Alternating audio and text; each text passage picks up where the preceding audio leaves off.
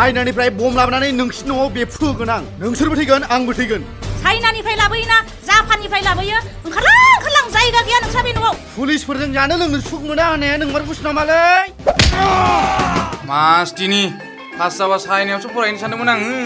सिमांफ्रानो मोनसेबो जाफुंला माबादि खाफाल लानानै उजिखोलै आं आफा बुथारनाङा बे सिखाखौ मैगं थाइगं हाग्रा मिरामिस सिखा नंदों नामा नोङो लोगोफोर बिथां बिरफुं महिलारिजों दिहुनजानाय थैब्लाबो जेना एक्सन आरो मस्ट कमेडियान फिल्मखौ फैगौ सेप्तेम्बर दानाव नुनो मोनगोन बे कमेडि फिल्माव गोबां मोजां महरगिरिफोरखौ नुनो मोनगोन बे सुपारहिट सावथुनाव एक्टर महरै दं बिरफुं महिलारि आरो राजिब ब्रह्म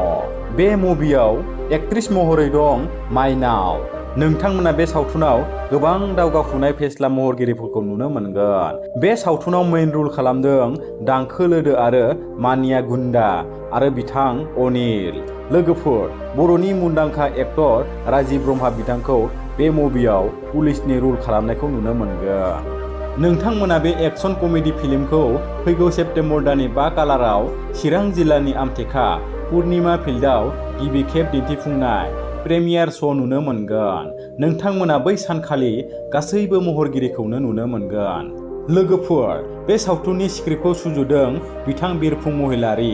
एक्सन डाइरेक्टर महरै खामानि मावदों बिथां सोमखोर नार्जारि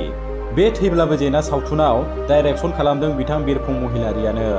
बे फिल्मनि मेथाइखौ रोजाबदों बिथां शिबक आरो अनसुला करिय'ग्राफि खालामदों बिथां माइकेल मुसाहारि लोगोफोर जुदि नोंथांमोना बे कमेडियान थैब्लाबो जेना फिल्मखौ नायनो होननानै नेनानै दङब्ला थाबैनो नुनो मोनगोन नोंथांमोना बिएम प्रडाक्शनजों दिहुनजानाय थैब्लाबो जेना फेस्ला सावथुनखौ नायोब्ला मिनियालासिनो थानो हानाय नङा